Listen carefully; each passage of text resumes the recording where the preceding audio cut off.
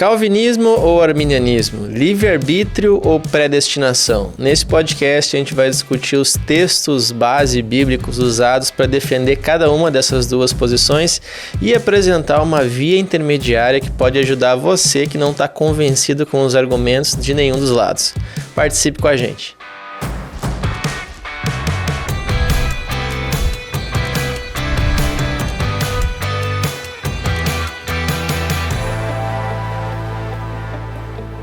Então, Matheus, mais um podcast nosso. Dessa vez a gente vai regravar um conteúdo que a gente já tratou no passado, que é calvinismo e arminianismo. Então, vamos fazer um podcast aí definitivo sobre o assunto, né? E aí uma curiosidade para o pessoal que não nos conhece há tanto tempo, assim, quando eu conheci tu, por causa desse debate do calvinismo e arminianismo, lá atrás, assim, porque eu tava, às voltas com isso na igreja que eu frequentava, daí alguém dos adolescentes lá descobriu esse debate do calvinismo e arminianismo, trouxe pra galera, e aí o pessoal começou a debater, e eu olhava as duas posições e não ficava satisfeito com nenhuma.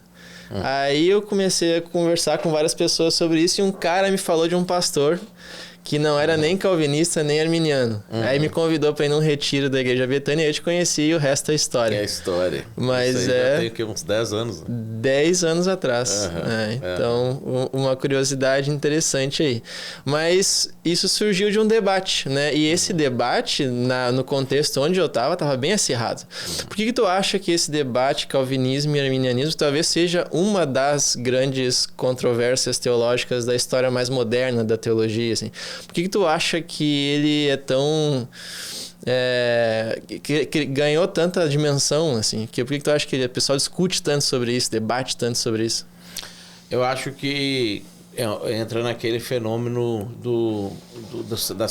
da sensação de clube, né? Coisa do clubismo, de tipo assim...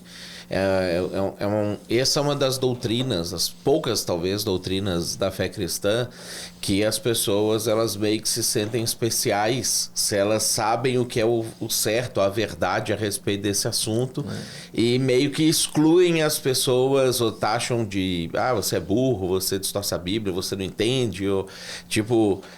gera essa sensação de superioridade acadêmica, superioridade teológica, e aí isso acaba acirrando muito os ânimos, né? Diferente de, sei lá, outras doutrinas bíblicas que as pessoas batizam por aspersão, por imersão, esse tipo de coisa assim, que as pessoas simplesmente discutem um assunto. Esse aqui existe meio que um clube dos seletos que entenderam a verdade sobre a maneira de Deus salvar a humanidade, e aí isso começa a gerar essa sensação de nós contra eles, né? Os que fazem parte de um clube que excluem os outros se sentem superiores, e aí os que se sentem excluídos começam a querer atacar quem os exclui, e aí começa a gerar toda essa a sensação de que como se essa doutrina fosse uma doutrina muito espetacular, muito diferente, e aí eu acho que isso é o que causa esse efeito. Então é uma espécie de clubismo, assim. Então, mas esse é um debate que a tradição cristã ocidental não resolveu, né? Existem esses dois polos, o pessoal se degladia para qual é o melhor, mas não tem uma síntese. As tentativas que tiveram foram bem tênues, assim, não chegaram a se popularizar. Por que tu acha que esse debate não chegou numa síntese dentro da tradição ocidental, e que perspectiva hermenêutica a gente vai usar nesse debate para propor uma síntese que escapa desses dois extremos aqui? Existem alguns aspectos da formação do pensamento ocidental que deriva da maneira como os gregos e os romanos enxergavam o mundo, e nós somos herdeiros direto dessa cultura, que tenta classificar determinadas coisas, determinados assuntos como totalmente binários, ou é ou não é, 0 ou 1, é branco ou preto, não existe a possibilidade de você... talvez mesclar algumas dessas informações, ou talvez você enxergar a coisa como se de ângulos diferentes as coisas parecessem com perspectivas diferentes, somente sem cair no relativismo, né? Porque aí ou eu acredito no 0 ou no 1, ou eu vou por relativismo, que é um outro problema, porque essa coisa de você relativizar a verdade é uma falácia filosófica e de percepção argumentativa também. Então, só que quando a gente vai olhar para a maneira como a Bíblia foi escrita, a Bíblia precede qualquer tipo de construção filosófica ou maneira de enxergar o mundo dos gregos. Os gregos, eles são uma cultura que vem muito depois da cultura bíblica. Existem alguns que advogam, inclusive, que sofreu alguma influência, porque os primeiros gregos ali, logo Sócrates, não, mas Platão, Aristóteles, eles viajavam. Então alguns estudiosos hoje têm advogado que eles chegaram a entrar em contato com a cultura judaica de alguma forma, e por isso que Platão escreve algumas coisas um pouquinho diferente do que habitualmente os gregos estavam propondo até então, mas ainda assim de uma perspectiva ocidental, que é a nossa grande herança. Nós adotamos aqui no CEMIB uma perspectiva teológica que a gente chama de proto-tradicionalista bíblica hebreia, né? Então a nossa ideia é, ao invés de eu, sei lá, como os pentecostais, buscar a tradição da época da Rua Azusa ou dos grandes avamentos do século XIX em diante e construir minha teologia a partir dali, ou ao invés de, como os adventistas, chegar lá na Ellen White e construir teologia a partir dali, ou ao invés dos metodistas que vão até John Wesley, ou os calvinistas que vão até Calvino, ou Lutero, os reformadores e ir a partir dali, ou os católicos que vão a Tomás de Aquino, Agostinho e um pouquinho da patrística e a partir dali. A nossa ideia é tentar ir até a Bíblia e as fontes de tradição que existia na época em que a Bíblia foi escrita. Tipo, quais eram as tradições que influenciavam Moisés, os profetas, quais eram as tradições que influenciavam Jesus, os apóstolos, né? Os hebreus da época, eles eram influenciados por que tipo de tradição? Quando eles usavam um determinado termo ou tinha uma determinada argumentação, eles estavam fazendo aquilo porque, já que eles não tiveram contato nem com os pais da igreja, nem com Agostinho, nem com Aquino, nem com Lutero, nem com Calvino, nem com Ellen White, obviamente que eles não estão escrevendo a partir dessas categorias. Então, a nossa proposta hermenêutica é ler os autores que os apóstolos liam, que Paulo lia, que Jesus lia e frequentemente debatia com os fariseus. A gente tem alguns exemplos clássicos para isso, que talvez bem raso e simples, que é, por exemplo, quando a gente lê Jesus no Sermão do Monte falando: se o teu olho for bom, todo o teu corpo será bom; se o seu olho for mau, todo o seu corpo será mau. Tradicionalmente, as pessoas interpretam essa passagem na perspectiva ocidental como o seu olhar, a sua maneira de enxergar o mundo, a sua cosmovisão, a maneira que você interpreta as coisas. Quando a gente vai ler o Talmud, vai ler a Mishnah, a gente percebe que a expressão olho bom e olho mau era, na época, um hebraísmo, um sinônimo de generosidade, olho bom, ou avareza, olho mau. Jesus está falando sobre como que você lida com o dinheiro, né? Então, se eu vou ler os reformadores, se eu vou ler a tradição, se eu for olhar a maneira como se usa o termo hoje em dia, eu vou ter uma interpretação daquilo ali. Se eu for ler e buscar a tradição da época em que o texto foi escrito, aí eu vou conseguir entender por que aquelas palavras, aquele texto, e dentro do que a gente vai trabalhar hoje, como que uma linha de pensamento se desenvolvia, e diferente do mundo ocidental, que ela não era binária, né? Uma das coisas que a gente vai entender quando a gente faz a leitura dos textos bíblicos, que, por exemplo, até o livro de Atos dos Apóstolos, a gente não tem conceitos. A Bíblia, ela é construída a partir de histórias. A Bíblia simplesmente conta uma história, e o objetivo era que a pessoa olhasse para aquela história e falasse assim: eu vi que o cara apanhou ali dos ladrões, o sacerdote passou, o levita passou e não deu bola para ele, e o samaritano parou e deu bola para ele. Isso é amor. Isso é bondade. Ao invés da gente ter uma definição, amor é bondade é como nós ocidentais enxergamos, na Bíblia nós temos as histórias de fé. Por exemplo, a gente, até o livro de Atos, não tem nenhuma definição de fé. A gente tem histórias de fé. Você vai simplesmente ver o cara fez isso, o cara fez aquilo, o cara fez aquilo outro, que muito apropriadamente o autor aos Hebreus conseguiu então transformar essas histórias em conceitos, já que agora a igreja estava entrando em contato com o mundo ocidental e o mundo ocidental vivia e vive até hoje a partir de conceitos.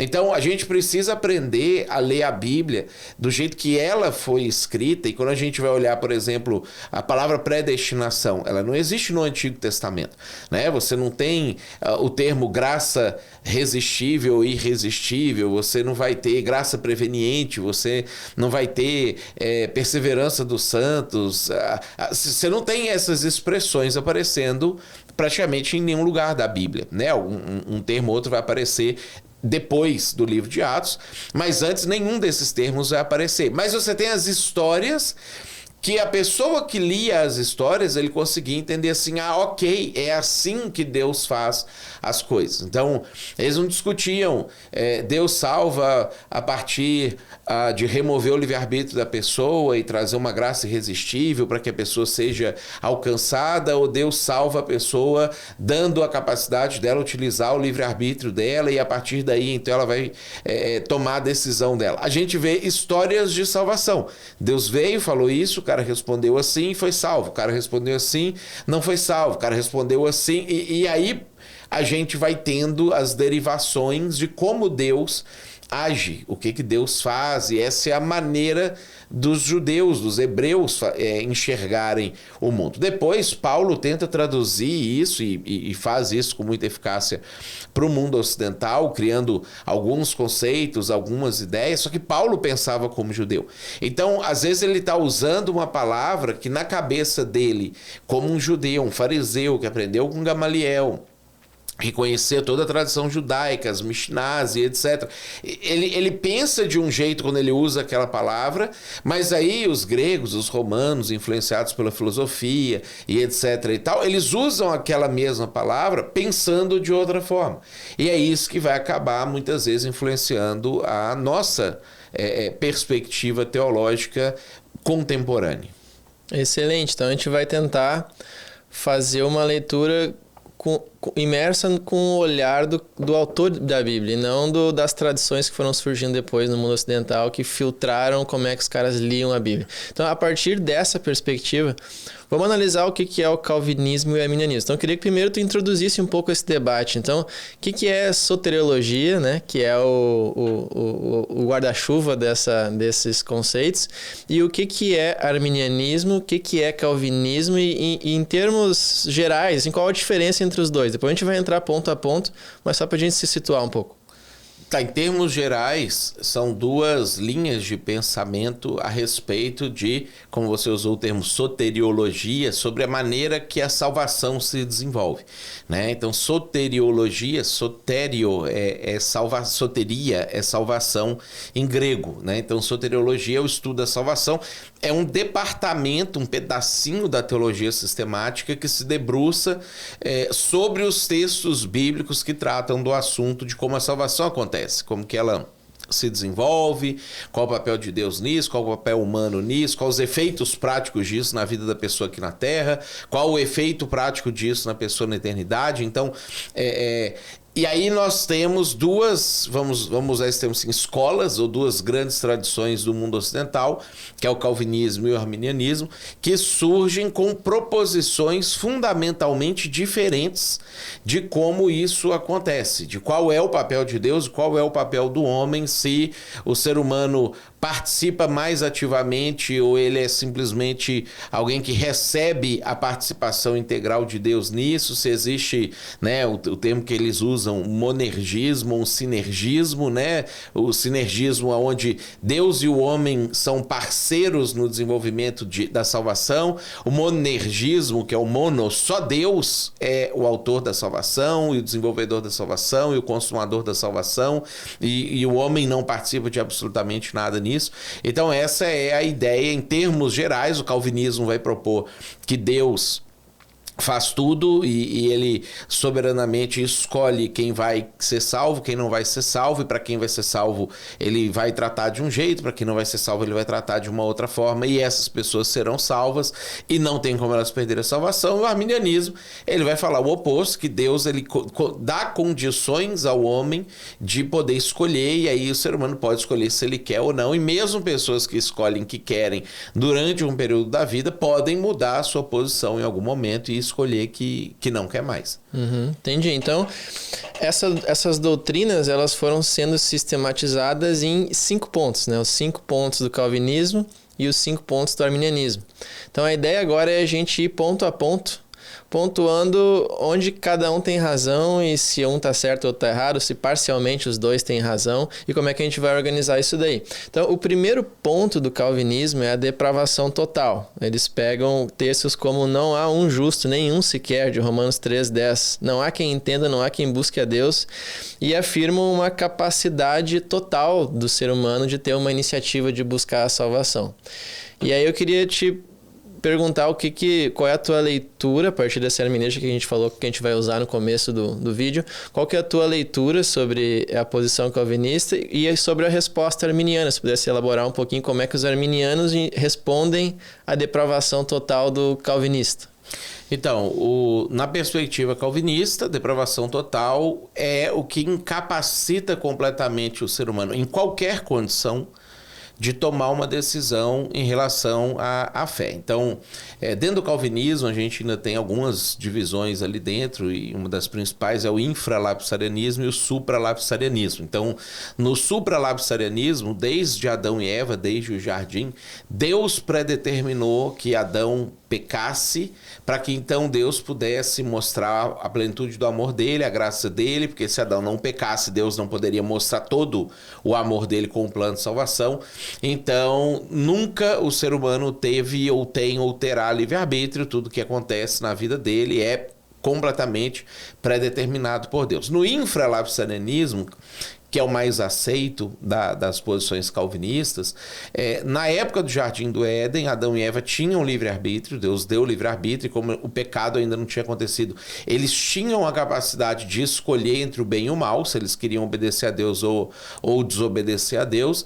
E a partir do momento que Adão tomou a decisão de desobedecer a Deus, o pecado entrou, ele morreu espiritualmente, né? E uma das frases que normalmente eles utilizam é: morto não decide nada, morto não escolhe, né? Então o ser humano perdeu completamente qualquer vestígio de capacidade de, pelo seu livre-arbítrio, escolher ficar com Deus. Todas as vezes que o ser humano tiver a opção de pecar, ele vai pecar. Todas as vezes que o ser humano tiver a opção de manter-se afastado de Deus, ele vai se manter afastado de Deus por conta dessa condição da depravação total que está sobre ele. Na perspectiva arminiana, ele vai trabalhar a ideia dentro desse conceito ali da graça preveniente, ou seja, Deus, não é que o ser humano tem condição de chegar a Deus por si só. Isso era uma doutrina que surgiu ainda lá na época da discussão de Santo Agostinho lá com Pelágio, né? Então é uma discussão de, sei lá, mais de 1000 anos antes do calvinismo e arminianismo, porque o Pelágio, que é esse cara que debatia com o Agostinho, ele dizia que o ser humano tinha total livre-arbítrio e ele podia sempre escolher, inclusive ele podia escolher não pecar nunca na vida dele, viver uma vida inteira sem pecado, e isso seria possível porque o ser humano tinha livre-arbítrio totalmente. Então o arminianismo não acredita nisso, ele não é pelagiano, ele não acredita que o ser humano por si pode escolher viver sem pecado e por si pode escolher chegar até Deus, mas ele entende que Deus derrama uma graça sobre as pessoas que não as incapacita completamente, permanentemente, de tomar uma decisão. É como se Deus, ele restaurasse, por essa graça, ele restaurasse o livre-arbítrio das pessoas em algumas circunstâncias, para ele poder tomar algumas decisões, enxergar a proposta que está sendo feita para ele ali. E então o ser humano rejeita, obviamente, completamente a perspectiva supralapsarianista, né, de que Deus induziu o homem a pecar no Jardim do Éden. Isso é para o arminianismo um grande absurdo, né? Mas que mesmo depois do pecado de Adão, se o ser humano entra em contato com Deus, Deus permite que ele tenha restabelecido o seu livre-arbítrio para ele poder tomar algumas decisões, para ele poder ouvir a mensagem do evangelho, por exemplo, e pensar e decidir o que ele vai fazer a partir disso. Então, nesse ponto de largada, a gente já vai vendo os desdobramentos que cada um desses pensamentos vai ter. Entendi. Então, esses são os 2 pontos. E a gente tem textos bíblicos que sustentam os 2 pontos? Ou um deles é mais bem embasado do que o outro? Nós temos textos bíblicos que sustentam os 2 pontos, né? Tanto você vai ali trabalhar as teologias sistemáticas deles, eles usam muito os textos bíblicos, né? Tanto um lado quanto o outro. E justamente essa é, para mim, aí eu vou falar, você contou um pedacinho da sua história, eu vou contar um pedacinho da minha, né? Por que eu cheguei a abraçar esse posicionamento e essa doutrina? Eu tomei a decisão de que, pelo menos de forma consciente, né, o quanto eu tivesse capacidade de perceber, eu nunca iria distorcer um texto bíblico para explicar uma posição ou alguma situação.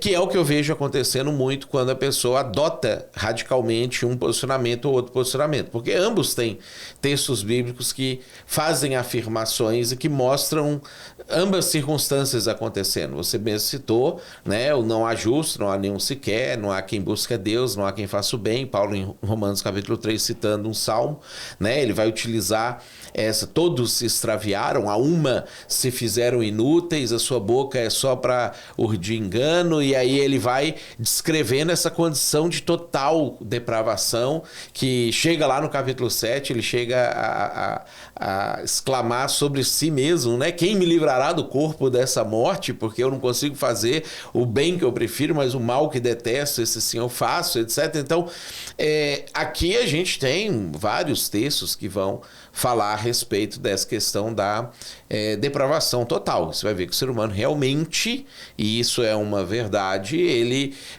pós-queda se colocou numa situação que, sem a intervenção de Deus, é completamente impossível que ele tome qualquer boa decisão na vida dele.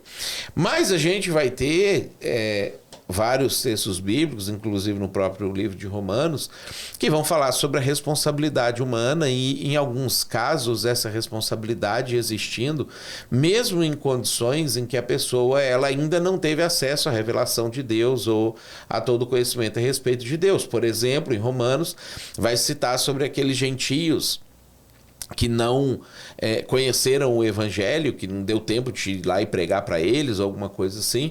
Paulo vai falar que eles vão ser julgados de acordo com a sua consciência, e Paulo fala com a lei gravada no coração deles. Ou seja, você percebe que se a lei gravada no coração já foi uma ação de Deus, já é Deus interferindo, já é Deus participando, que Deus ele participa nessa amenização, vamos usar esse termo, da depravação total, nesse controle, talvez, de como a depravação total ela vai se desenvolver na vida da pessoa. Então, nós vamos ter muitos textos bíblicos que vão falar sobre a responsabilidade humana, sobre o fato de que o ser humano ele tem condição de escolher, lembrando, por exemplo, a questão das histórias, né? Você começa a ler as histórias, a segunda grande história de pecado na Bíblia, que é a história de Caim e Abel. Deus ele aparece para Caim e ele fala para Caim: Caim, o pecado está à porta, o seu desejo é contra ti. Então Deus reconhece que Caim está em estado de depravação, mas a ti cumpre dominá-lo. Né? Você deve dominá-lo, você é capaz de dominá-lo. Deus intervém e ele alerta Caim de que existe um impulso totalmente depravado dentro dele, mas foi preservado dentro dele a capacidade de decidir ainda se ele iria errar ou não. Então, quando Caim vai lá e ele erra e ele peca, ele não faz isso porque ele é um animal impulsionado pelo seu instinto pecaminoso e não existe outra alternativa a não ser o pecado. Ele faz isso de forma consciente porque ele toma uma decisão em relação ao que ele vai agir ou como ele vai agir naquela perspectiva. Então, quando a gente vai olhar para a maneira como a Bíblia desenvolve essa ideia, nós vamos perceber que o ser humano, por si só, é completamente incapaz de tomar boas decisões e etc. Mas Deus preservou, pela sua graça, condições do ser humano agir, do ser humano participar, do ser humano entender a sua responsabilidade. E é isso que a gente vai, quando olha a própria tradição judaica antiga, como que o pessoal na época de Jesus e etc. tratava esse assunto, eles falavam sobre predestinação, mas em momento nenhum como uma exclusividade da forma como as coisas aconteciam. Né? Então, esse termo depravação total não aparece lá, não aparece também nos escritos de Paulo, etc. É uma sistematização posterior do que está sendo lido ali, só que é uma sistematização construída a partir de... para sustentar, porque a ideia central do calvinismo não é a depravação total, mas para sustentar a ideia central, eu preciso construir essa base. Porque senão a coisa fica flutuando no espaço aqui sem sentido, né? Então, essa perspectiva a gente vai inclinar um pouco mais para como o arminianismo faz a leitura da história. Entendi, mas em essência o que tu está propondo então é que em algum nível depravação total e graça preveniente coexistem. Não exclusivamente, elas coexistem. Existe isso aqui, depravação total no ser humano, mas existe essa outra graça atuando também, e essas duas coisas não são excludentes, como às vezes o debate arminianismo e calvinismo faz parecer. Exatamente, exatamente. O homem é totalmente depravado, então a doutrina da depravação total, ela é correta, mas ela não é a palavra final sobre esse assunto. Ela é a palavra inicial e o meio sobre esse assunto, né? Deus, ele mostra isso para Caim, ele mostra isso várias vezes na Bíblia. Ele ainda preservou, e aí, como é Deus que preservou, então é uma ação da graça de Deus, da bondade de Deus. Ele ainda preservou no ser humano a capacidade de tomar decisões de não pecar. E a gente vai ver isso, inclusive, entre ímpios, não só para o cristão. Né? O ímpio também pode tomar decisões de pecar ou não. Essa graça, ela é derramada sobre a humanidade. Uhum. E aí a gente tem, depois desse ponto, né, o segundo ponto de discussão entre calvinismo e arminianismo, que é a eleição. Então, o calvinismo vai falar de eleição incondicional e o arminianismo vai falar de eleição condicional. Então, o calvinista vai propor a ideia de que Deus elege, tu pode explicar um pouquinho melhor a questão de eleição, Deus elege pessoas porque Ele quer. E não tem uma condição anterior que condiciona se ele, esse aqui fez bem, então esse aqui vai ser eleito, esse aqui eu não gostei por causa disso, não vai ser, não. Ele elege por critérios dele que a gente, às vezes, não contribui em nada naqueles critérios. Então, eles pegam textos como Romanos 9, 15 e 16, vai dizer assim: terei misericórdia de quem eu tiver misericórdia.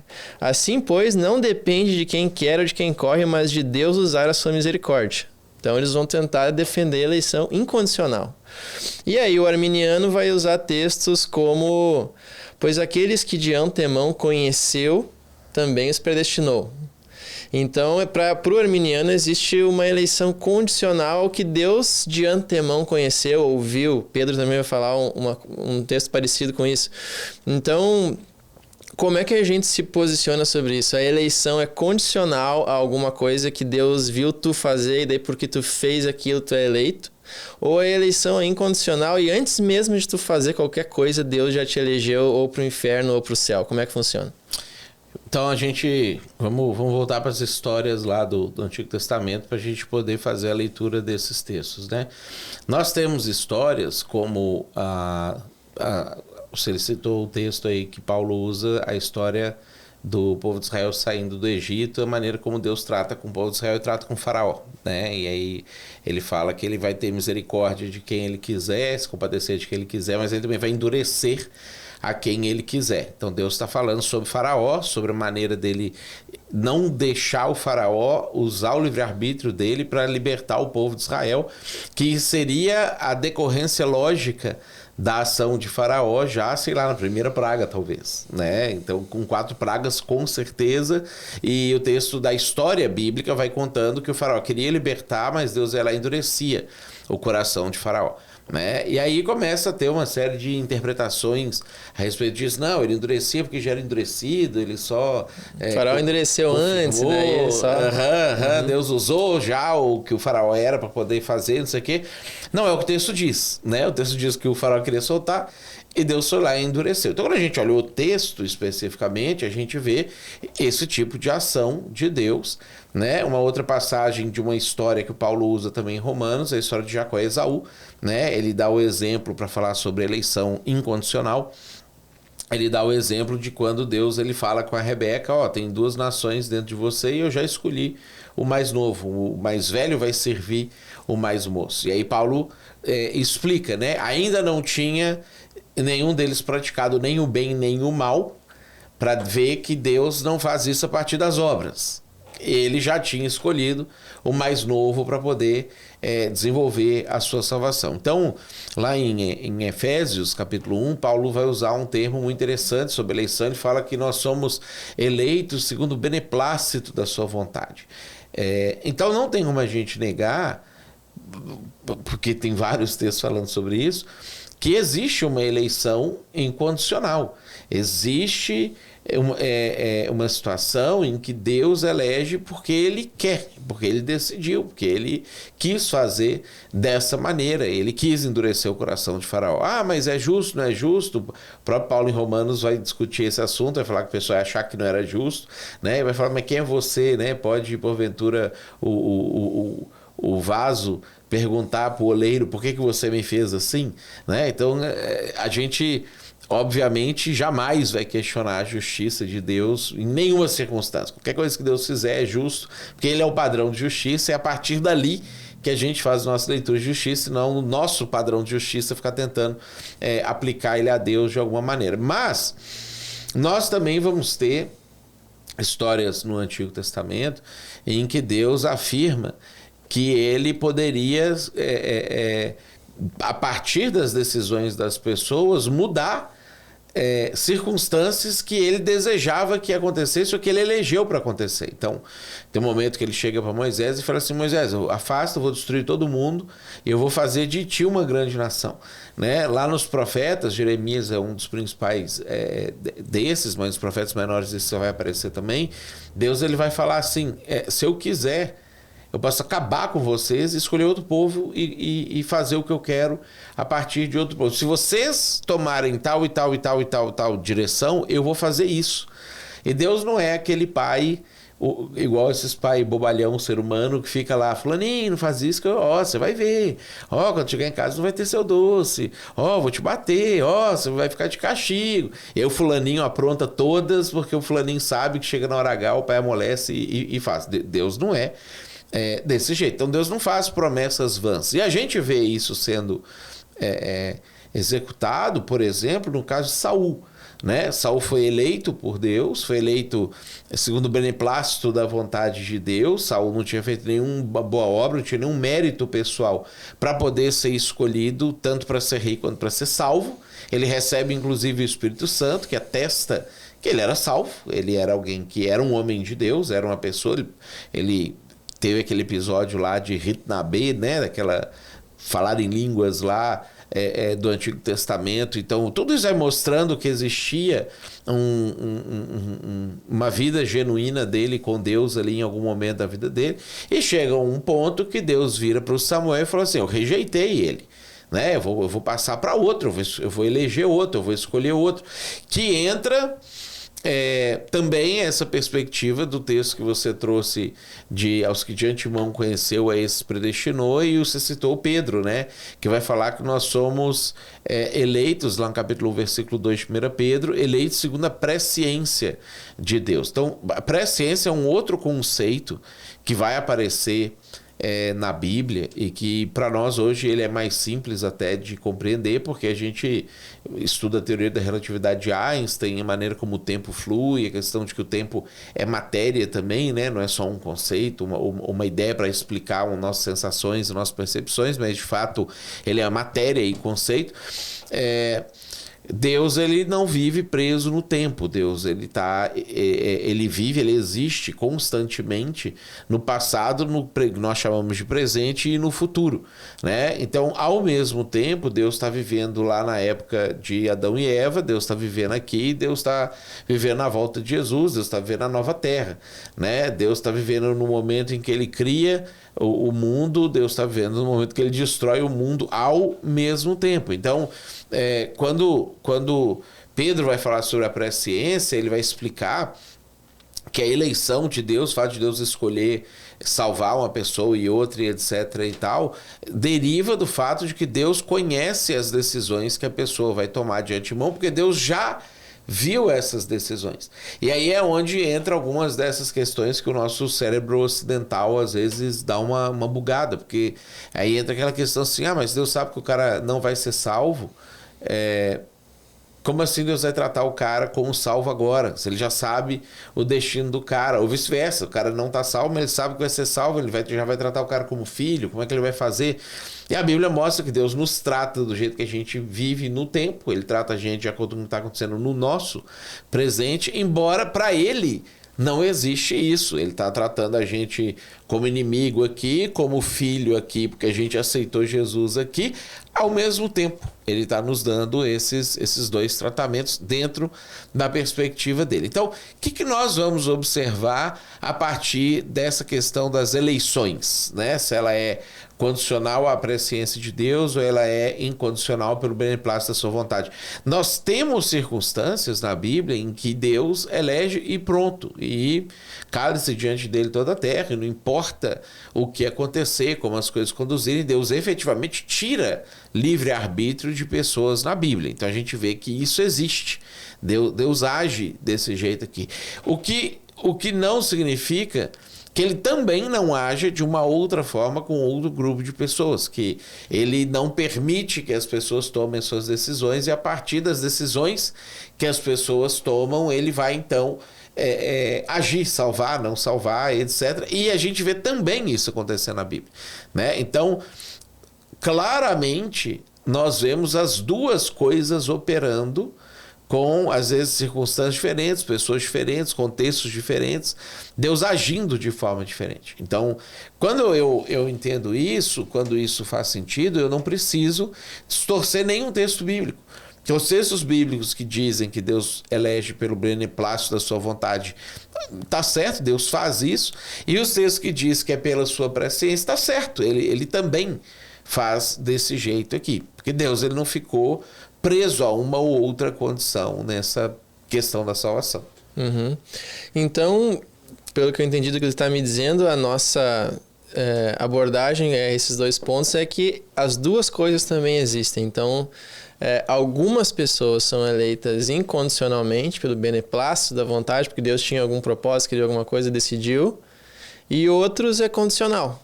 Outros depende da resposta que os caras vão dar e se tornarão, Deus vai eleger ou não vai. Isso aí. Essa é a ideia. Essa é a ideia, justamente. Tá. Então a gente falou de eleição, que é o segundo ponto do debate calvinismo-arminianismo. O terceiro ponto do debate calvinismo e arminianismo é sobre expiação. Então eles vão perguntar por quem Jesus morreu.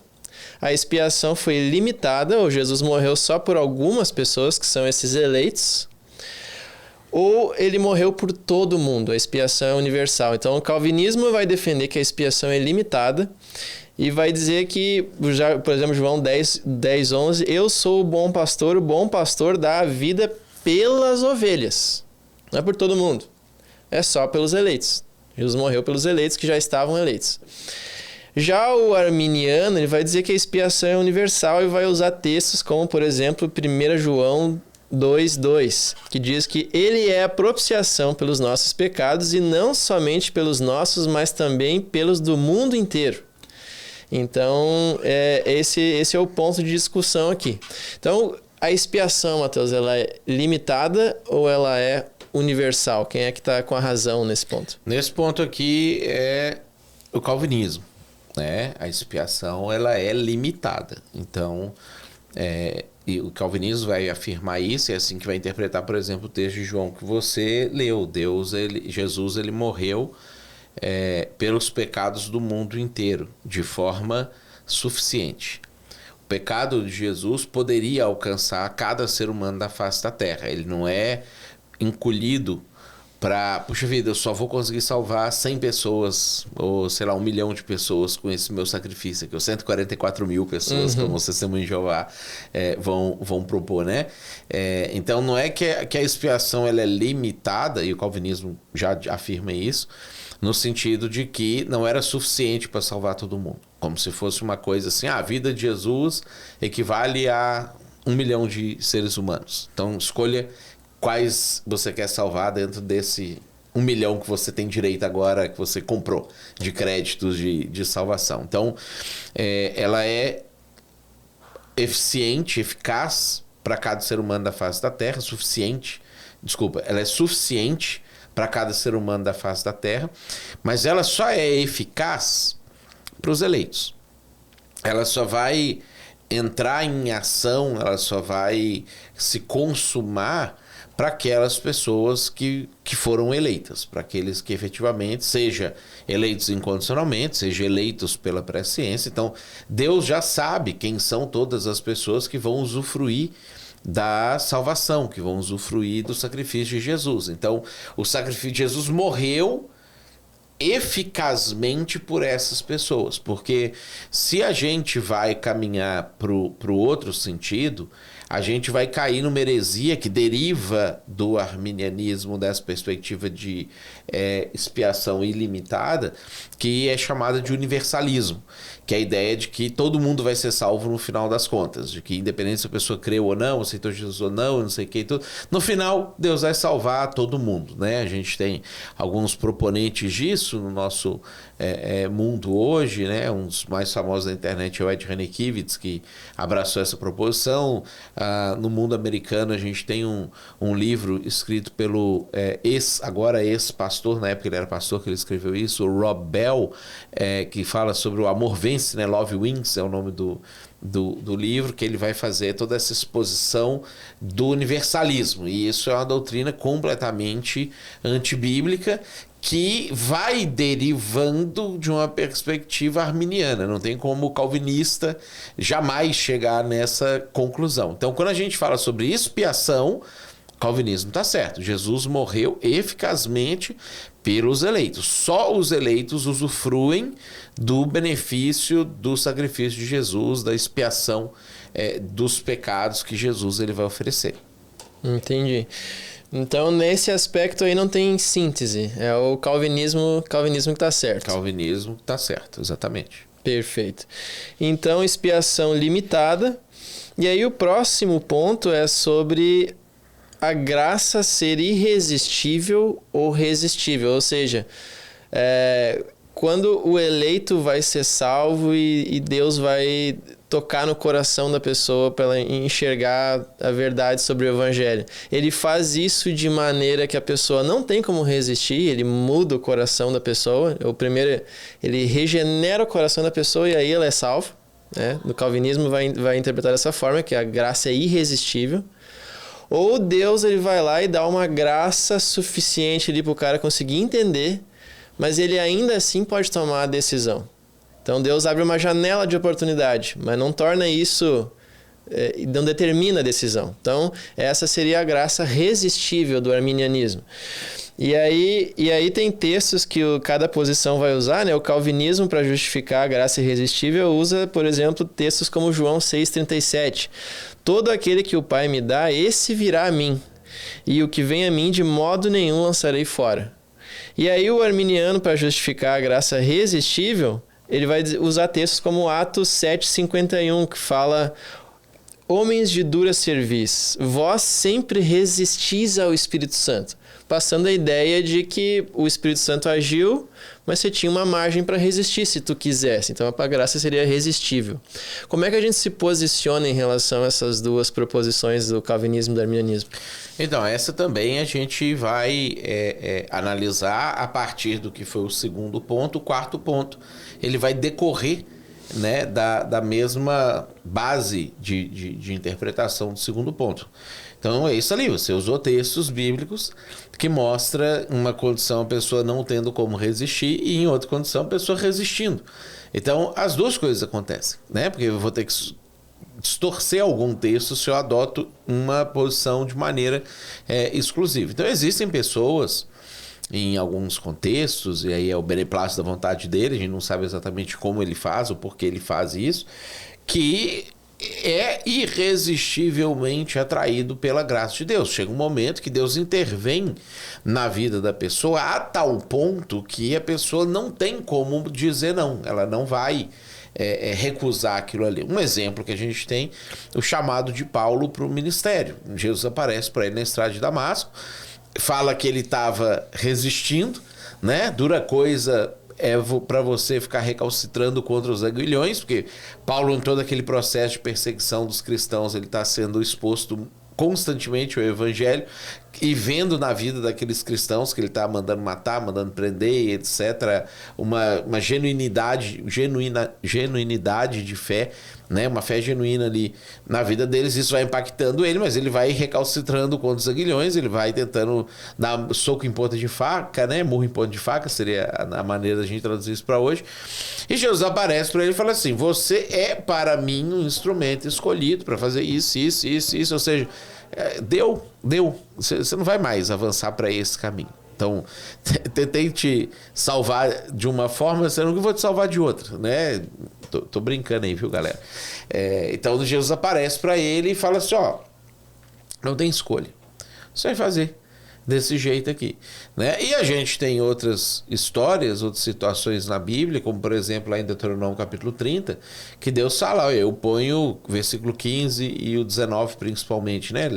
É bom ler todos, mas o 15 e o 19. Eu ponho diante de vocês a vida e a morte, a vida e a morte, a bênção e a maldição. Se você fizer isso, você vai viver. Se você fizer isso, você vai morrer.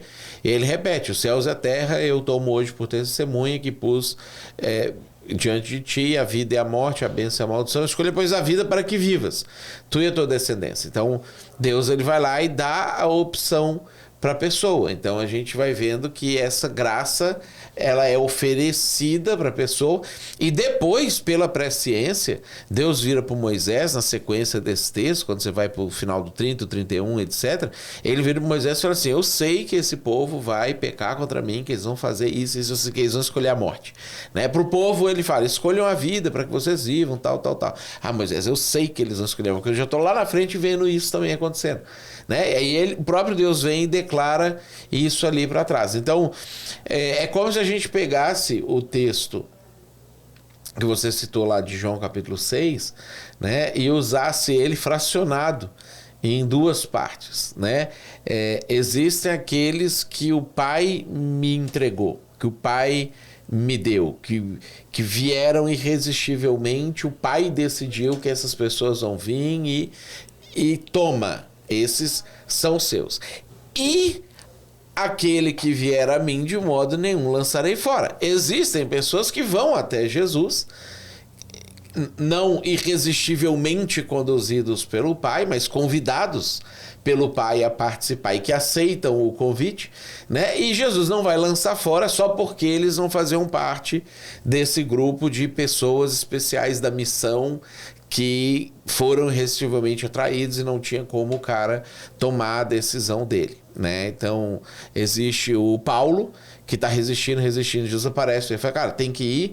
E existe o Herodes Agripa, que vira para Paulo e fala assim: eu quase me fiz um cristão.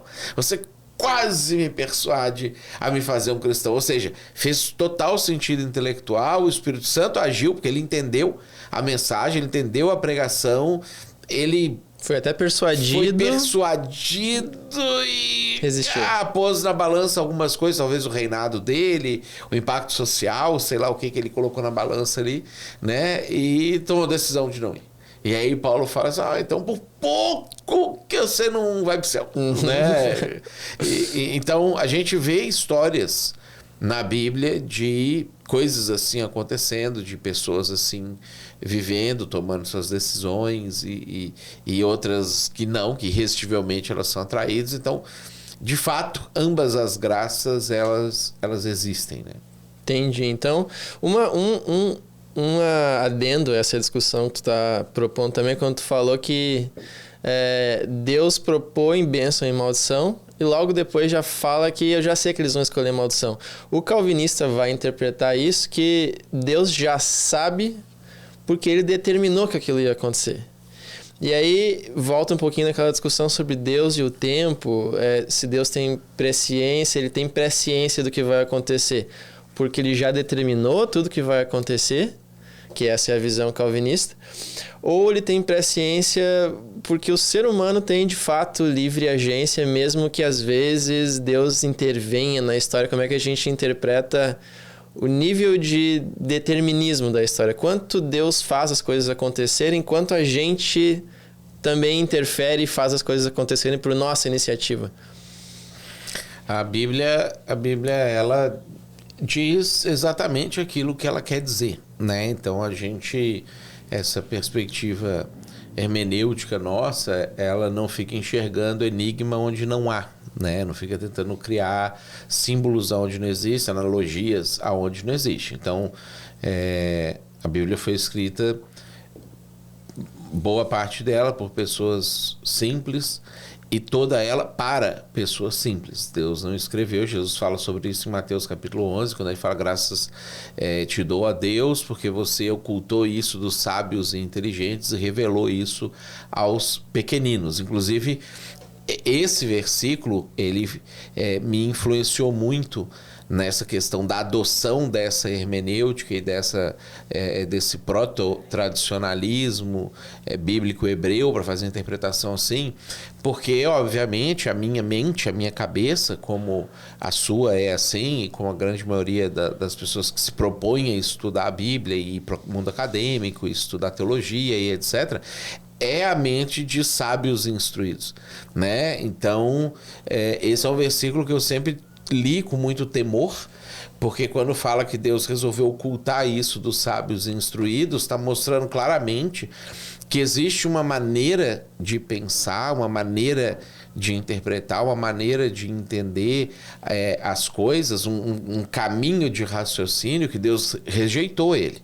Que Deus não quer que a gente utilize aquele caminho de raciocínio para chegar nas verdades bíblicas. E tem claramente um outro caminho de raciocínio, dos simples, né? Que Deus elegeu ele como, incondicionalmente, né? Como a forma que ele deseja que a gente chegue na verdade. Então, como eu não tenho uma forma pessoal assim de deixar de ser o sábio instruído e voltar a ser simples, porque eu já me instruí, já busquei conhecimento e etc e tal, então eu sempre penso assim, se eu estivesse lendo essa passagem bíblica como uma pessoa que não tem todo esse arcabouço teológico, que conhece as tradições teológicas do mundo cristão, que foi introduzido a patrística, Agostinho, a Aquino, a Lutero, a Calvino e etc e tal. Se eu não tivesse tudo isso aqui, eu estivesse lendo esse texto pela primeira vez simplesmente com a cabeça de alguém que sabe ler e que olha para aquilo ali conhecendo a história que as pessoas viviam, o contexto que as pessoas viviam, a realidade da época. Ou seja, eu leio aquilo ali conhecendo o que significam aquelas palavras no contexto em que elas foram ditas. O que eu entenderia desse texto? Né? Então, muitas vezes, essa foi a forma que eu encontrei para poder frear o academicismo, a sabedoria e a inteligência e etc., de me fazer inferir coisas no texto que o texto não trouxe, que o texto não disse. né? Então, essa abordagem hermenêutica é que vai fazer com que a gente, então, olhe para os textos bíblicos e consiga ver assim, não, olha para essa história aqui, o que está acontecendo aqui? Deus está fazendo de que forma? Deus está salvando de que forma? Então, a Bíblia diz exatamente aquilo que ela quer dizer. Então, se Deus falou lá e falou assim, eu estou te dando a oportunidade de você tomar uma decisão, eu estou colocando diante de você a vida e a morte, Deus está colocando diante deles a vida e a morte. Deus não está fingindo que está colocando diante deles a vida e a morte, mas por trás ele já está soberanamente pré-ordenando que eles vão escolher a morte. E aí ele vai lá e fala para Moisés que eles vão escolher a morte porque ele vai pré-ordenar isso de acontecer. Então por isso que Pedro, ele vai falar, Deus faz isso pela sua pré-ciência, não pela sua pré-determinação, né? Ele poderia ter falado, Deus sabia disso e porque ele determinou o que ia acontecer. Ele fala assim, não, ele sabia o que ia acontecer, por isso ele fala as coisas para nós, muitas vezes, do que vai acontecer. Então ele de fato dá liberdade para as pessoas têm liberdade e ele fala, pode escolher. Só que como ele já está lá no futuro olhando a decisão, aí ele só traz a informação para Moisés. Moisés, eu já fui lá e vi, como se fosse, né? Já fui lá e vi o que eles decidiram. Então a Bíblia diz exatamente o que ela quer dizer. Ela não fica... Disse isso, que é o grande risco da gente adotar o pacote fechado, porque você vai ter que distorcer textos bíblicos se você ficar com um ou com outro, né? Perfeito, perfeito. Esse é um bom exemplo de aplicação da nossa proposta hermenêutica. A gente não está impondo uma categoria anterior de uma escola teológica em cima do texto e tentando distorcer para encaixar naquela caixinha que a gente já criou. A gente está tentando partir do texto que nem uma pessoa simples que entende português e o contexto original para chegar nas conclusões. Então, eu acho esse um grande exemplo. Então, o quinto ponto agora, a gente falou de 4 pontos. O quinto ponto agora do debate calvinismo e arminianismo é a perseverança dos santos. Então, é aquela coisa, uma vez salvo, salvo para sempre, ou eu posso perder a salvação. Então, o calvinista vai argumentar que os santos vão perseverar, eles não vão perder a salvação. Ele vai usar textos, por exemplo, como João 10, 28 e 29. Eu lhes dou a vida eterna, jamais perecerão e ninguém os arrebatará da minha mão. Então, uma vez que foi salvo, está aqui na minha mão, não vai sair mais. Então, essa é a perspectiva calvinista. Tem uma segurança. Já o arminiano, ele vai dizer que existe a possibilidade de, uma vez eu tendo sido salvo, eu perder a salvação.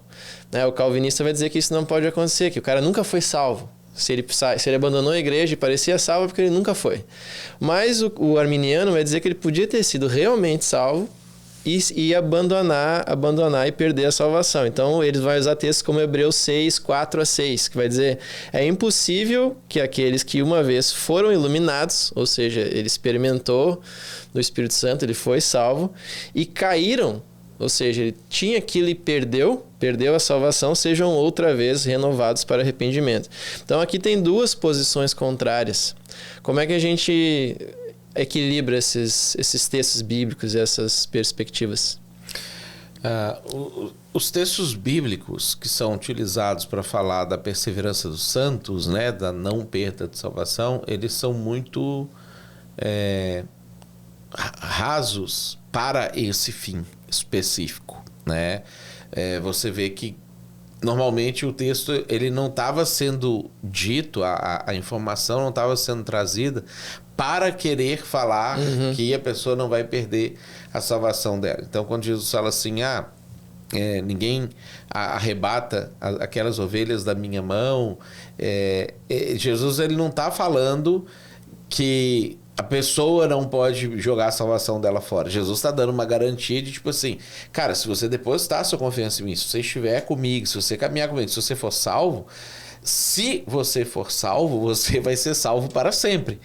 Não é uma vez salvo para sempre. Se você estiver aqui fizer parte do meu rebanho, estiver junto comigo, você não precisa ter medo de que o diabo vai vir aqui tirar sua salvação, de que Deus vai mudar de ideia lá na frente e vai falar assim, quer saber, eu salvei eles ali naquela época lá de que Jesus morreu na cruz, mas agora a gente está no ano 1.214 depois de Cristo, agora eu cansei, vou matar todo mundo e mandar todo mundo para o inferno. E não sei, o que Jesus está querendo dizer é isso, é tipo, eu te dou a segurança, eu te dou a garantia que uma vez que você esteja comigo, ninguém vai te tirar daqui. Ninguém. Paulo usa essa ideia, né, quando ele fala lá em Romanos também, porque eu estou bem certo de que nem morte, nem vida, nem anjos, nem principados, nem coisas do presente, nem do porvir, nem poderes, nem altura, nem profundidade, nem qualquer outra criatura poderá nos separar do amor de Deus que está em Cristo Jesus, nosso Senhor. Então, quando Paulo fala isso, traz essa informação, ele não está falando que uma vez salvo para frente, ele está falando assim, cara, salvação é um troço tão maravilhoso, estar com Deus é uma coisa tão maravilhosa, que se isso acontece na sua vida, ninguém vai te tirar, nem problemas vão te tirar, nem, sei lá, os anjos poderiam te tirar, os demônios poderiam te tirar, problemas que você tem na sua vida poderiam te tirar. Né? Mas em momento nenhum deles cita, nem Jesus, nem Paulo, nem nenhuma outra passagem na Bíblia, menciona casos em que a pessoa decide sair fora. Né? Em nenhum momento Paulo fala assim, né? Eu estou bem certo que nem a morte, nem a vida, nem a sua vontade, nem o seu desejo, nem o seu livre-arbítrio poderá... Ele não usa isso, ele não fala que o pecado não poderá nos separar do amor de Deus que está em Cristo Jesus, por exemplo, né? Então, quando você vê as categorias que ele vai colocando, ele está falando de categorias de influências externas, questões externas, acontecimentos externos, pessoas externas que vêm e que, será que Deus conseguiria me salvar mesmo que tais e tais coisas aparecessem e viessem para mim? Não, sim, Deus vai te salvar. Né? Não tem como alguém tomar você de Deus e você se perder de Deus e etc e tal. Mas a gente tem uma profusão de textos bíblicos, mas muitos de histórias no Antigo Testamento, textos do Novo Testamento, que vai mostrar o cara perdendo a salvação. Saul é um exemplo disso, né? Ele é um cara que tem o Espírito Santo, ele é cheio do Espírito Santo, ele é ungido por Deus, é ungido do Senhor, é um Mashiach, né? E ele tá indo, depois ele começa a tomar uma série de decisões ali ruins, você vê que o coração dele se perdeu, e Deus tira o Espírito Santo dele e dá para um demônio para poder atormentar ele, incomodar ele, e ele vai lá e perde a salvação dele, né? Você vai... o texto de Hebreus que você leu do capítulo 6, que vai falar que uma vez, pois, a pessoa que foi iluminada, que provou do Espírito Santo, dos poderes do mundo vindouro, experimentou a palavra de Deus, não sei o quê. A descrição que ele faz ali é de um cara, obviamente, salvo. Não é um cara que saiu porque não era salvo. Não, ele foi salvo. Paulo, o escritor de Hebreus ali, né? Ele constrói toda uma linha de sequência de termos que explicitam a salvação existindo. Lá no capítulo 10 vai falar sobre isso de novo, né? Depois que a gente foi renovado, depois que a gente que os efeitos da crucificação de Cristo vieram sobre nós, ou seja, salvação, você foi salvo. Se você vive deliberadamente em pecado, você tem uma expectação horrível de juízo e você vai perder a sua salvação e não tem volta, porque você não vai crucificar Jesus uma segunda vez. Então ele está dizendo de pessoas que já receberam o benefício da primeira crucificação. Porque se o cara não fosse salvo, ele ainda não teria crucificado pela primeira vez, né? Então ele claramente está mencionando pessoas assim.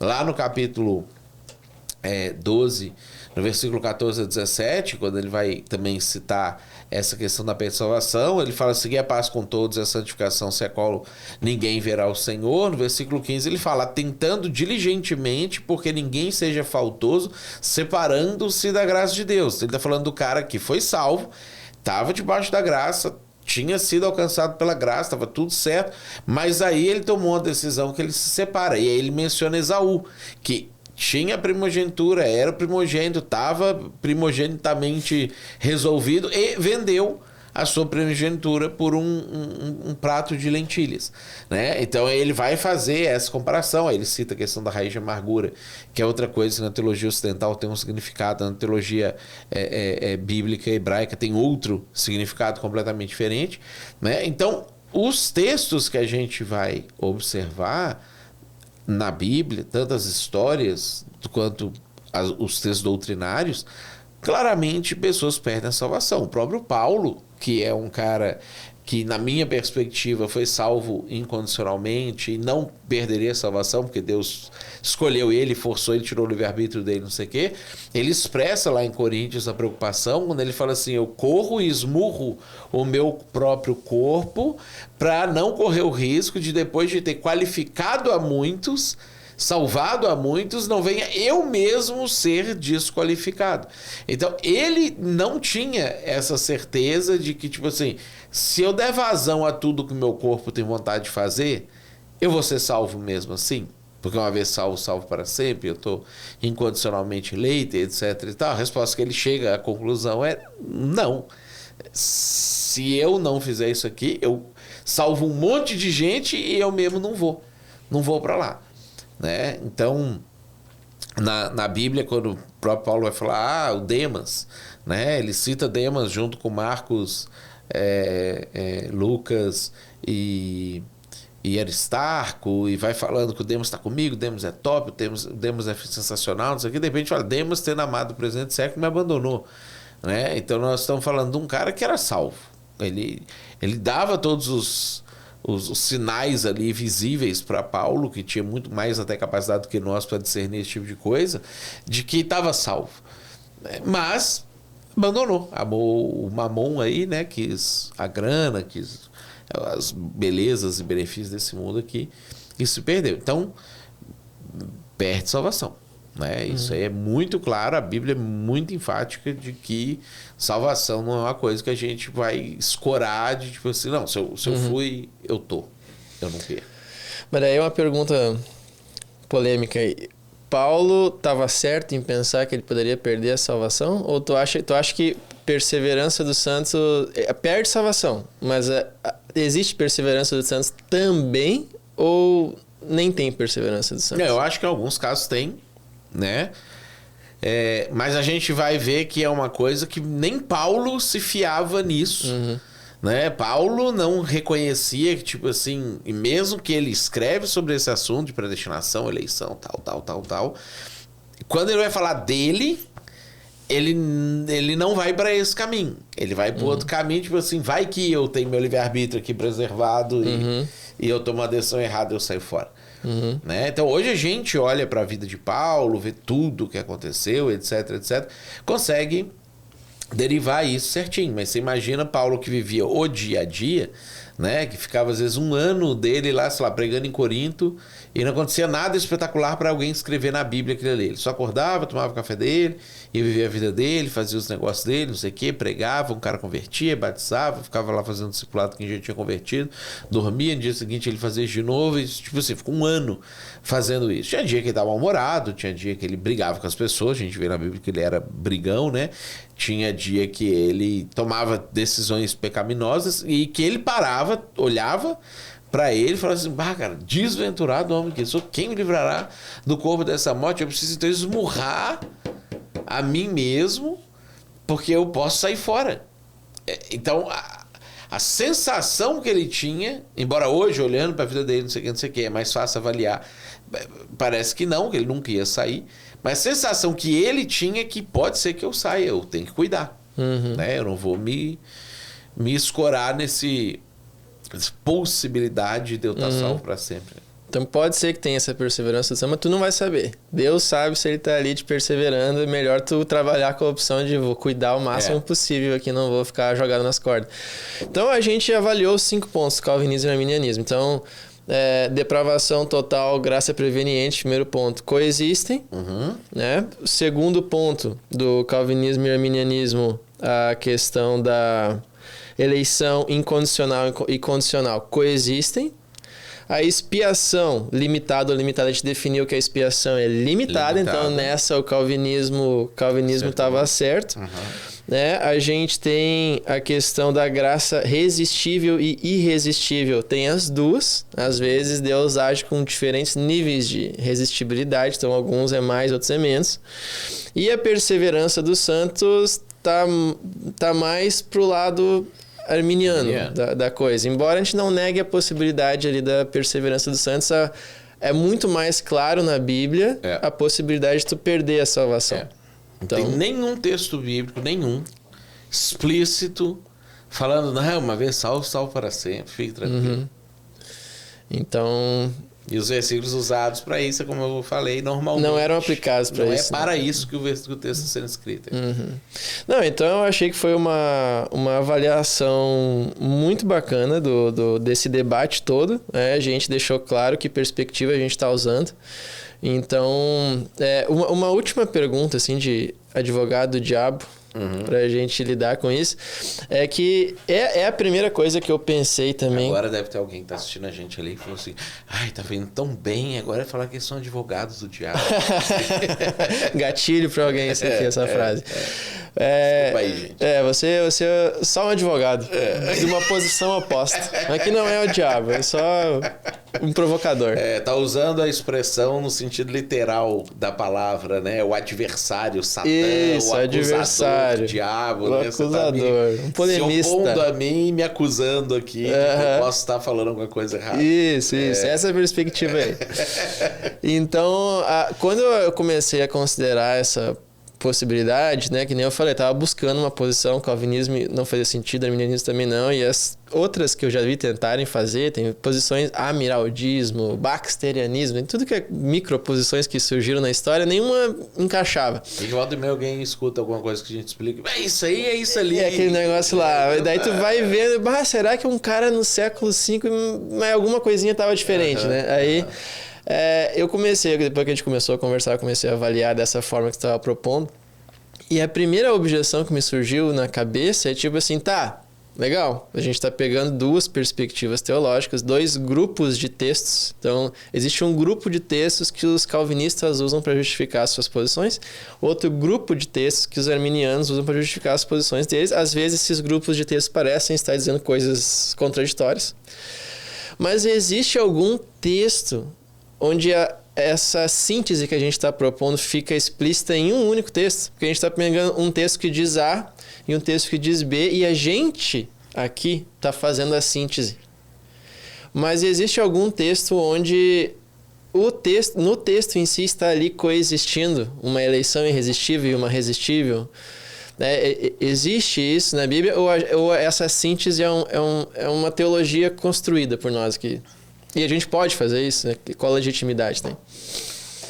Eu acho que a legitimidade, ela tá... Aí a gente volta para a questão de que a Bíblia fica contando histórias, né? Então, não vai ter uma história única em que isso acontece, porque não tem como fazer as duas coisas com a mesma pessoa, né? Salvar a mesma pessoa de duas formas diferentes. Então, você não vai ter uma história. Você vai ter histórias como Saul, você vai ter histórias como Saulo, né? Então, o Saul do Antigo Testamento e o Saul do Novo Testamento. Então, você vai ter esse tipo de coisa acontecendo. Eu gosto do texto de João 10, que Jesus fala que tem o pessoal que o Pai me traz, e aquele que vem a mim, de modo nenhum lançarei fora, como um texto que dá pra gente ver essas duas coisas existindo ali. Tipo assim, tem gente que vem, o Pai me dá, ele vem, me entregue, vamos dizer assim, não é que ele veio, né? O Pai pegou e o Pai me deu. O Pai falou assim, ó, cuida desse Paulo aí, ó, cuida desse cara aí, e aí Jesus, show, pai me deu, né? E tem aquela pessoa lá que quer ir, né? Tipo a mulher lá, Ciro Fenícia, né? Tem misericórdia de mim, minha filha, não sei o que, né? O pai não deu para Jesus. Jesus ainda queria meio que, não, como é que eu vou tirar o pão do filho e dar para os cachorros, não sei o que. Não, mas até os cachorros comem da migalha que cai da mesa. E Jesus olha aquela fé daquela mulher e fala assim, não tem, tu veio, né? Você veio. Então eu não vou te lançar fora. Vem cá, né? Então você tem as pessoas que Deus dá, e quem vem também eu não vou lançar fora, eu vou ficar com os dois, né? Para mim esse é o versículo mais legal assim para usar isso. Eu acho legal tu dividir esse versículo em duas partes, né? Geralmente a pessoa vê como uma coisa só, né? Aqueles que o Pai me deu são os que não vou jogar fora, mas tem os que o Pai me deu e os outros que vieram que eu também não vou jogar fora. Então, essa aí, dá pra ler dessa forma. Né? Porque eu pergunto isso porque eu já tive debatendo com um calvinista e um cara que tu conhece, inclusive. E ele me cita esse texto aqui, porque eu expliquei essa nossa posição para ele, e ele me rebate com esse texto aqui de Atos 13:48, que fala assim, estavam lá pregando, e os gentios, ouvindo isso, regozijavam-se e glorificavam a palavra do Senhor, e creram todos os que haviam sido destinados para a vida eterna. E aí ele usou esse texto para argumentar isso. Não, aqui tem uma categoria de pessoas que ouviram e creram, que eram os que estavam destinados. E não tem uma outra categoria que, e os outros que não estavam, mas quiseram também creram. E aí ele tentava argumentar dessa forma. Como é que tu responderia esse tipo de objeção? A gente tem no livro de Atos, tem um outro texto, né, que parece que vai até reforçar essa ideia, que é aquele que Paulo está pregando lá, se não me engano é Corinto. Salvo engano é Corinto. Ele está pregando lá e Deus fala para Paulo assim, aí Paulo tem uma oposição, aí ele fala assim, não, fica tranquilo, eu estou contigo, não vai acontecer mal para ti, não sei o quê, porque eu tenho muito povo aqui nessa cidade.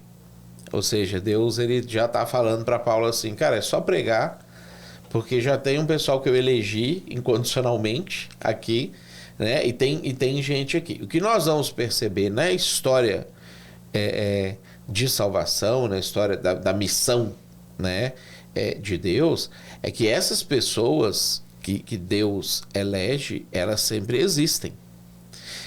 E isso não é o tema nosso aqui, né, plantação de igreja, né? A gente tem os outros podcasts sobre plantação de igreja aqui no canal, mas eu acho que isso é o alívio de todo plantador de igreja, que se você chegar num lugar e você pregar o evangelho e você fizer isso direito, alguém vai converter.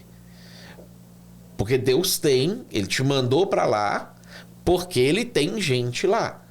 Então, quando Paulo chegava num lugar, ele já chegava com essa confiança, com essa expectativa que se Deus me chamou, me elegeu incondicionalmente para isso, me colocou para pregar para os gentios e reis e etc e tal, e dar o testemunho e tal. E isso tem como objetivo expandir a igreja.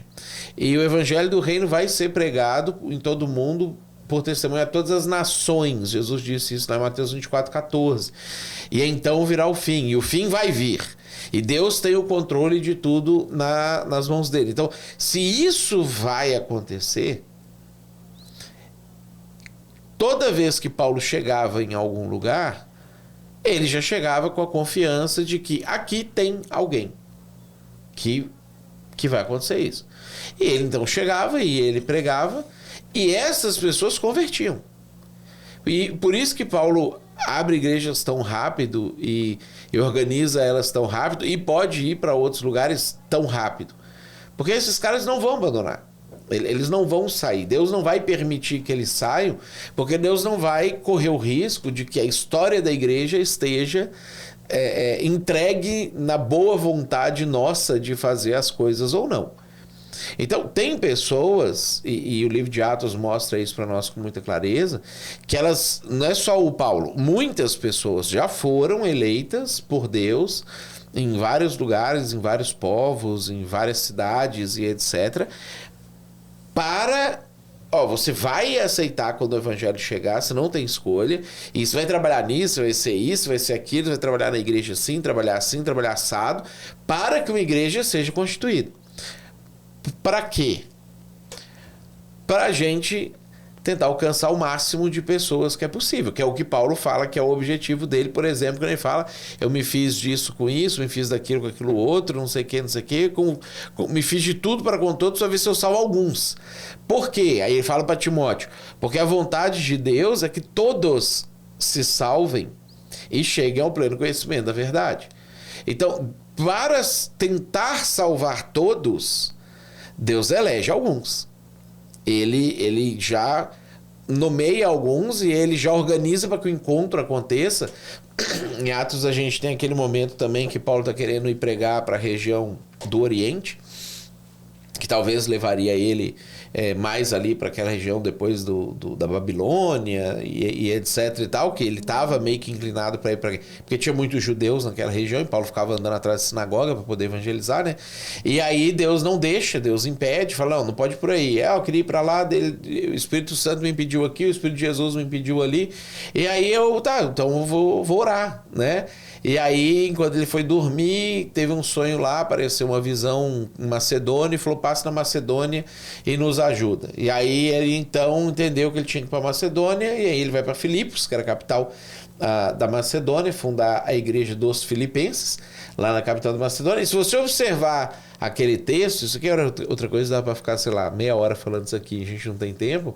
Esse é o momento que Lucas se converte. Né? Então, se Paulo tivesse ido para o outro caminho, Lucas não teria se convertido. Olha a bênção que Lucas é.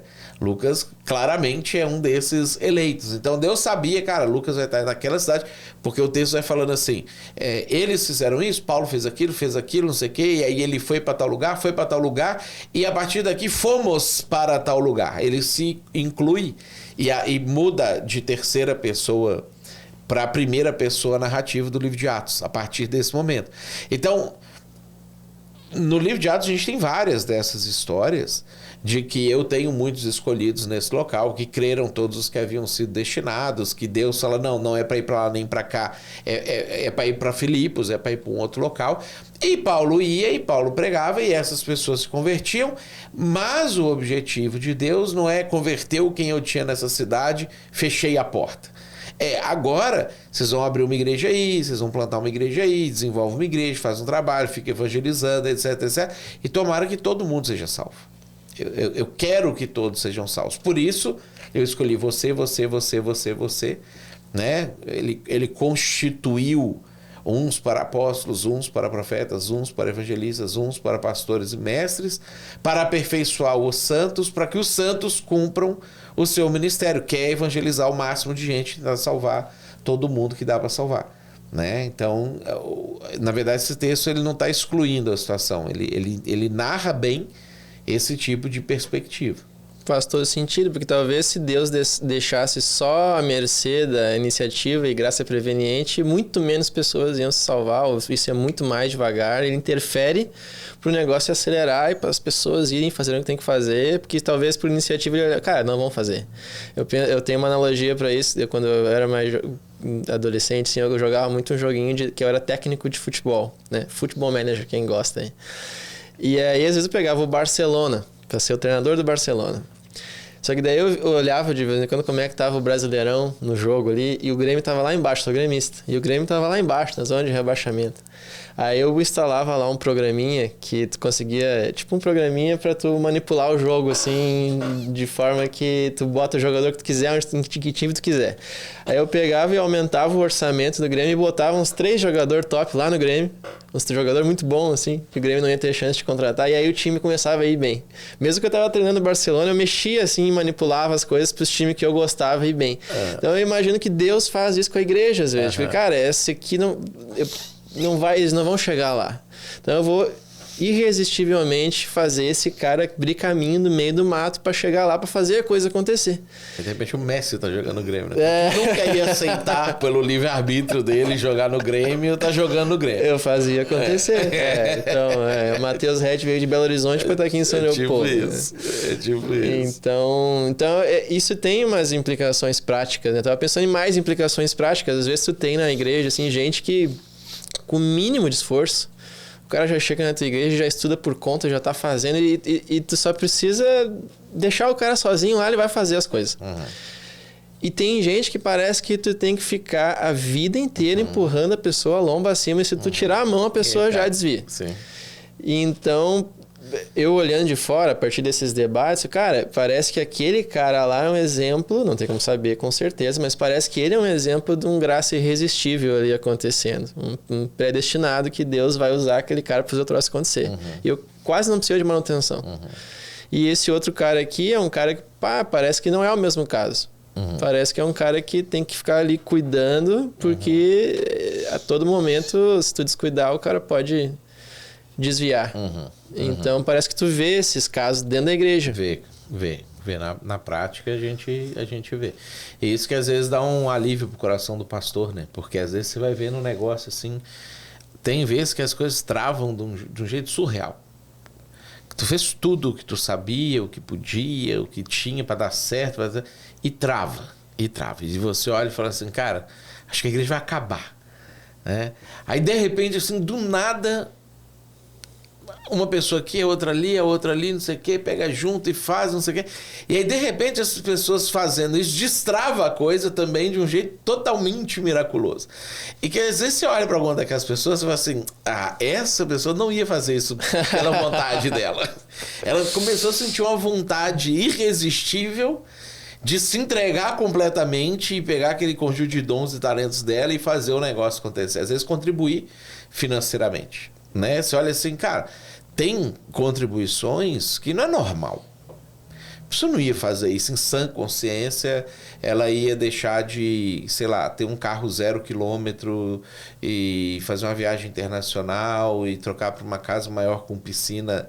Porque se você soma assim, pessoas que contribuem mensalmente com alguns valores, você olha assim, cara, em 5 anos esse cara trocava de casa para uma casa top. Em 2 anos esse cara poderia comprar um carro muito legal, ao invés desse carro que ele está andando. Não é uma coisa normal, não é uma coisa que a pessoa está decidindo assim somente por livre-arbítrio. Assim. Você vê que tem coisa que Deus... Por quê? Porque, cara, aquilo precisa acontecer, precisa de dinheiro... Então a gente vê esse tipo de coisa acontecendo, né? Eu olho dessa forma também. E eu também, outras ramificações, porque eu acho que esse tipo de debate, assim, é meio teologia, né? Tem gente que naturalmente não gosta de teologia, acha esse tipo de debate meio sem propósito. Mas se eu seguir, às vezes, as premissas dessas posições teológicas até as últimas consequências lógicas, tem implicações práticas, né? Por exemplo, se eu sou, às vezes, um calvinista muito raiz, que acha que quem vai ser salvo mesmo, e Deus vai dar um jeito de salvar, e quem não vai ser salvo já está predestinado para o inferno desde antes da fundação do mundo. Eu já estive em círculos de igrejas mais reformadas que eu já frequentei, onde a gente estava falando sobre evangelismo, e um das pessoas na roda, calvinista, chegou e falou assim, não, mas a gente não precisa ficar assim tão preocupado e angustiado, assim, porque quem vai ser salvo, vai ser salvo.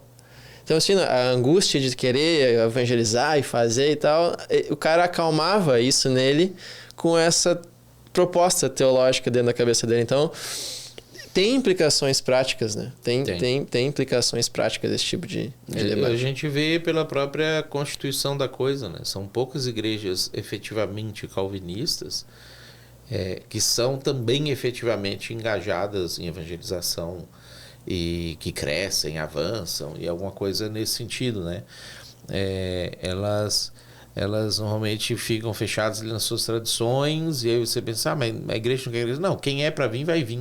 Eu não preciso fazer isso, fazer aquilo, organizar, administrar bem e etc e tal. E até fala assim, não, porque senão eu vou cair nesses modismos, a gente vai perder a pureza teológica, não sei o que, tal. Diferente do cara que normalmente não acredita nesse tipo de coisa, que ele pensa assim, cara, se eu não fizer algo, a pessoa vai pro inferno. E aí a pessoa tem um senso de urgência muito maior e aí é natural que igrejas que não são calvinistas acabam crescendo mais porque as pessoas se esforçam mais. Né? Então, para além das igrejas picareta, foram igrejas sérias, de ambas as esferas. Uma igreja séria não calvinista tem a tendência de crescer mais que uma igreja séria calvinista. Né? Então, com algumas exceções, claro, tem igrejas calvinistas grandes aí que crescem, avançam, são excelentes, são maravilhosas. Mas a proporção é diferente. Perfeito, Matheus. Achei que foi um debate muito bom. A gente conseguiu cobrir todos os pontos, conseguiu fazer uma nova proposta que não tem um nome ainda. Como é que a gente chama isso? Essa alternativa ao calvinismo, arminianismo? Vamos achar o nome para isso. Vamos achar o nome para isso ainda. Tá. Então, mas um dia vai ter um nome e a gente vai publicar alguma coisa aí sobre isso. Mas eu acho bacana o jeito que a gente fez. Eu acho que pode ajudar muita gente que, como tu ou como eu no passado, já teve no meio desse debate, não sabia o que pensar. Às vezes é um debate até meio pesado, assim, né? As pessoas, às vezes, têm um momento, assim, quando elas aceitam, por exemplo, que todo mundo já está predestinado para o inferno, não tem o que fazer. Às vezes é meio pesado, assim, para ela. Então, eu acho que isso é legal ter esse material online. Para quem está procurando a resposta, tem uma resposta aqui. Quem quiser aprofundar mais nessa hermenêutica proto-tradicionalismo bíblico hebreia que a gente expôs aqui, que a gente usou para avaliar o calvinismo e o arminianismo, aí você pode ir nos links aqui abaixo para conseguir saber mais sobre o nosso seminário, sobre os nossos cursos e sobre a infinidade de podcasts e materiais que a gente tem disponível para ajudar você a conhecer e ser como Jesus. Então, obrigado, Matheus. Mais uma vez, um baita bate-papo. Tamo junto, firme, sempre.